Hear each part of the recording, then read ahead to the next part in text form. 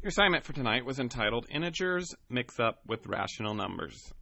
And this assignment was really kind of a review of pretty much everything we've done in the unit. Adding and subtracting integers, multiplying and dividing, decimals, fractions, positive and negative numbers, and then getting into just a little bit of order of operations. So it should have been a good review and good practice for things that you learned last year and now things that you have applied to what you learned last year. Problem number 1, negative 3.1 minus 1.7. And again, we've been practicing rewriting this using our additive inverse rule. So this would be negative 3.1 plus negative 1.7.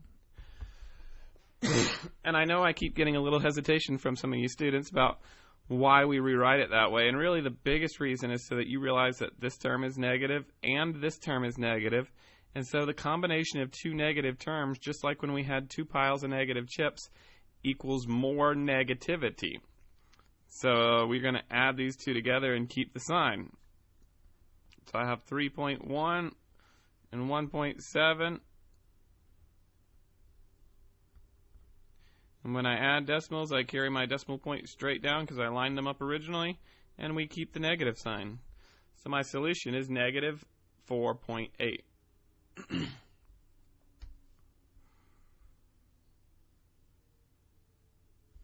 Number 2 asks for us to multiply fractions. And so I have a negative times a positive. I know right away my solution is going to be negative. And if it helps you to go ahead and write that negative side in a solution box, feel free to go ahead and do so. And now we simply can multiply straight across. 4 times 1 is 4. 9 times 8 is 72. Looks like both of those numbers can be divided by 4. So that would go into your 1 with, looks like 18 in the denominator. And if you couldn't get that straight from 4, we have an even number and an even number. So you could have divided it by 2 and then realized we would have had two even numbers again that could have been divided by 2.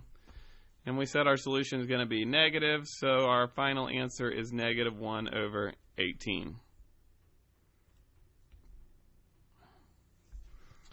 Now let's look at one problem that requires us to deal with fractions. 12/5 minus 5/16. And so again, I'm going to use my additive inverse rule. 12/15 plus negative 5/6. And when we add and subtract fractions, we have to have a common denominator. And for this, 15 times 2 is 30, 6 times 5 is 30, so it looks like 30 is going to be my common denominator.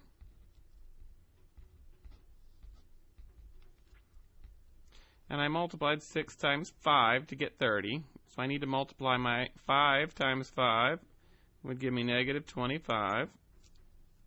15 times 2 gave me 30, so 12 times 2 is 24. And by using my additive inverse rule, it got my positives and negatives both in the numerator, which made it easy for me to see what needs to happen. 24 positives, 25 negatives.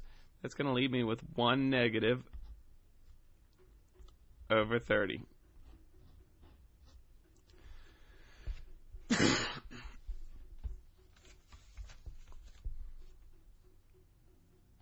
The problem's on the bottom down here. I'm not going to solve for you, but I want to review real quickly just your order of operations.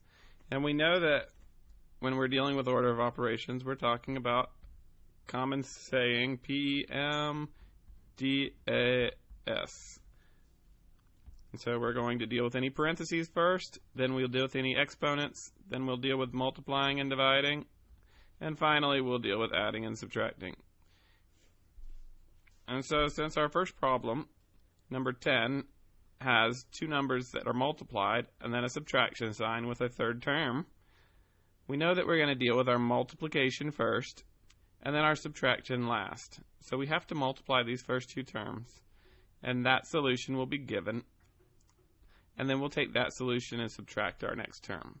And I would highly suggest that you get used to doing these in steps so that you can show your work. Multiply these first two terms first, write an answer here, minus 11.1, and do that in a second step rather than trying to get one long stream of work showing.